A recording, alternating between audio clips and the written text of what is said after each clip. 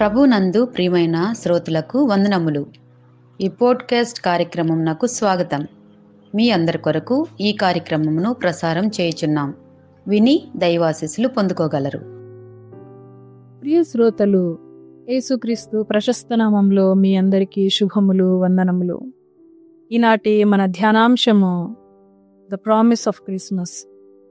Jesus is a mighty God. Christmas వాగ్దానము. యేసు బలవంతుడైన దేవుడు. యెషయా గ్రంథము 9వ అధ్యాయము 6వ వచనంలో ఈ విధంగా వ్రాయబడి ఉంటున్నది. ఏలైనగా మనకు శిశువు పుట్టెను, మనకు కుమారుడు అనుగ్రహింపబడెను. ఆయన భుజము మీద రాజ్యభారముండును. ఆశ్చర్యకరుడు, ఆలోచనకర్త, బలవంతుడైన దేవుడు, నిత్యుడగు తండ్రి, సమాధానకర్తయగు అధిపతి అని అతనికి పేరు పెట్టబడును. యేసుక్రీస్తు జననము దేవుడు మానవాళికి ఇచ్చినటువంటి అత్యంత గాఢమైన వాగ్దానము. దేవుడు యెషయా ప్రవక్త ద్వారా ఈ వాగ్దానాన్ని చేసి ఉంటున్నాడు. ఈ వాగ్దానము యేసు పుట్టడానికి 700 సంవత్సరాల ముందు చేయబడి ఉంటున్నది. భయము, అనిశ్చితి మరియు నిరాశను ఎదుర్కొంటూ చీకటిలో ఉన్న ఇశ్రాయేలు ప్రజలకు దేవుడు ఈ వాగ్దానం చేశాడు. ఈరోజు మనము ఆ పుట్టబోయే శిశువునకు ఇవ్వబడిన నామములలో ఒకటైనటువంటి బలవంతుడైన దేవుడు, మైటీ గాడ్ గురించి ధ్యానిద్దాం. యేసు మానవ రూపంలో దేవుని శక్తితో ఈ లోకంలోనికి వచ్చి ఉంటున్నాడు. మైటీ గాడ్ అనే పదబంధము ఎల్ గిబోర్ అనే హిబ్రూ పదం నుండి వచ్చి ఉంటున్నది. ఎల్ అనగా దేవుడు, గిబోర్ అనగా బలవంతుడు, శక్తిమంతుడు, తన ప్రజల కొరకు పోరాడేవాడు, వారియర్ అనే అర్థాలు కలిగి ఉంటున్నది. పశువుల తొట్టిలో పరుండబెట్టిన ఆ శిశువు బలహీనుడు, నిస్సహాయుడు కాడు. శక్తితో, వినయంతో నింపబడిన దేవుని కుమారుడు శరీరధారి అయి ఈ లోకంలోనికి పంపబడి ఉంటున్నాడు. ఆయనకు పాపముపై, తుఫానులపై, మరణముపై అధికారం ఇవ్వబడి ఉంటున్నది.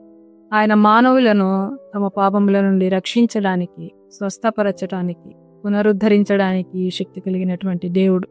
ఆయన మన జీవితాలలోని చీకటిని పారద్రోలి వెలుగులను నింపగలిగిన శక్తిమంతుడైన దేవుడు. చీకటిలో నడుచు జనులు గొప్ప వెలుగును చూతురు. మరణ ఛాయగల దేశ నివాసుల మీద వెలుగు ప్రకాశించినని యెషయా ప్రవక్త ప్రవచించారు. భయంలో ఉన్న వారికి ధైర్యాన్ని ఇచ్చే దేవుడు, బంధకములలో ఉన్న వారికి స్వేచ్ఛను తెచ్చే దేవుడు, నిరాశలో ఉన్న వారికి ఆశను చిగురింపజేయగలవాడు. ఈ క్రిస్మస్ మన జీవితాలలో వెలుగును నింపటానికి వచ్చింది. ఎవరైతే ఈ సమయంలో శోధనలను, క్లిష్ట పరిస్థితులను, నిరుత్సాహమును, అనారోగ్యమును, కుటుంబ సమస్యలను ఎదుర్కొంటున్నారో గుర్తించుకోండి, మనం మన సొంత బలంతో వీటిని అధిగమించలేము. ఆ శక్తిమంతుడైన దేవుడు మనతో కూడా ఉన్నాడు. ఆయన శక్తి ఎన్నటికీ తగ్గదు. వీటన్నిటి మీద మనకు విజయాన్ని చేకూర్చే రాజు ఆయన. ఆయన మానవునిగా ఈ లోకంలో జన్మించి శిలువ మానుపై శ్రమపడి మరణించి తిరిగి లేచి సమస్త మానవాళికి గొప్ప శత్రువులైనటువంటి పాపము, మరణము మరియు అపవాదిని జయించిన శక్తిమంతుడైన దేవుడని ఆయన నిజంగా నిరూపించాడు. ఆయన ద్వారా మనకు పాపక్షమాపణ, స్వేచ్ఛ, నిత్యజీవపు వాగ్దానము అనుగ్రహింపబడ్డాయి.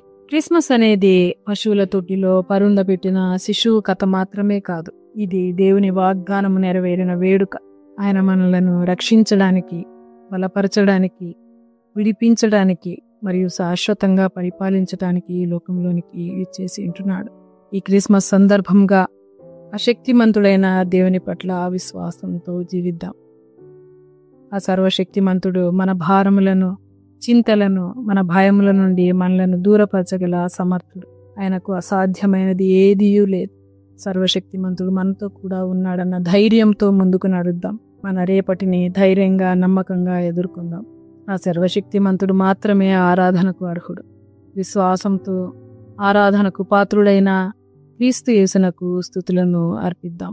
తండ్రి, కుమారుడు, పరిశుద్ధాత్మ పేరట ఆమేన్.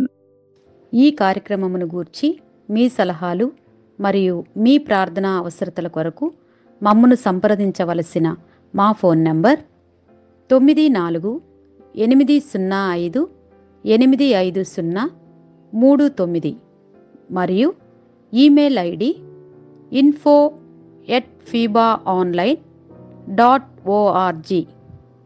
మా ఫోన్ నంబర్ మరి ఒకసారి 9480585039. Email ID info@fibaonline.org.